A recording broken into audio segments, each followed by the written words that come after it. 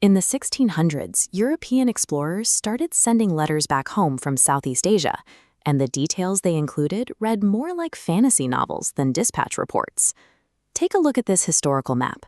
According to these early writers, if you traveled just northeast of Malacca to Mount Ophir, right up here in the corner, you'd find rivers literally flowing with gold dust. But gathering that gold came with a catch. The territory was supposedly guarded by an inland tribe the Europeans called the Manacabus, and according to the journals, these guards didn't walk. The Europeans wrote that the tribe used dark sorcery to tame wild tigers, riding them out of the dense jungle like a modern-day rideshare. These warriors were said to possess absolute confidence in their magic, believing completely that their skin could repel bullets, swords, and spears.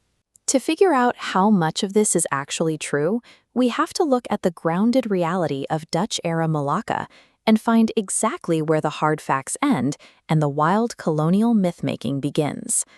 The Manacabus were actually the Minangkabau people, an inland demographic often noted by writers at the time for having lighter skin.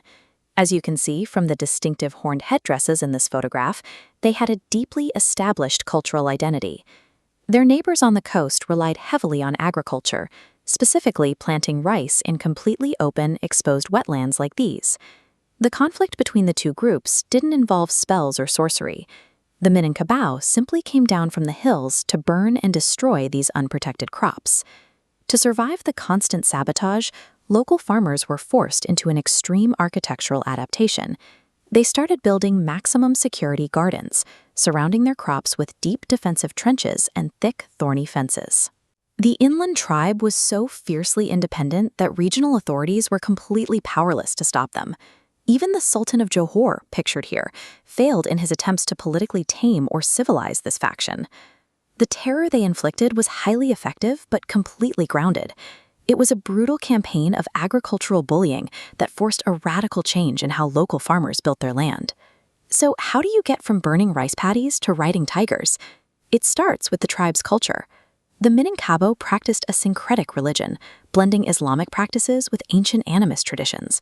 When European writers observed these unfamiliar, highly ritualistic practices, they didn't see a spiritual tradition. They wrote it off as powerful, dark sorcery. Add that to the tribe's genuine, everyday mastery of the dangerous jungle environment. For a terrified outsider, it wasn't a huge leap to imagine that people so comfortable in the deep brush could control its apex predators. Over time, the Minangkabau built an undefeated track record in local skirmishes. That perfectly real tactical superiority eventually mutated into a literal rumor that their skin could not be pierced by weapons. When European explorers combined their own intense fear of the jungle with a total misunderstanding of local spirituality, they took a formidable human neighbor and wrote them into history as a supernatural monster.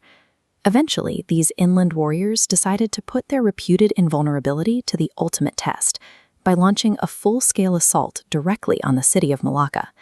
Looking at this historical engraving, the colonial target was no sprawling fortress.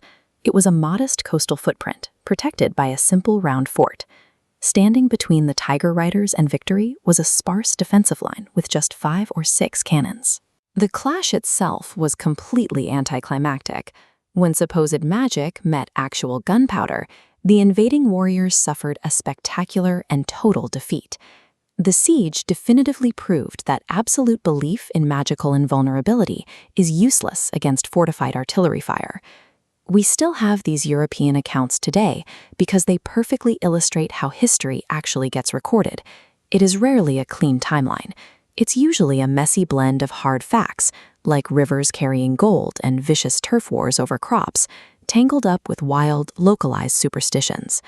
The legend of the Tiger Riders of Malacca survives as a permanent reminder that in the margins of history, the difference between a real enemy and a mythical beast is usually just an exaggerated colonial rumor.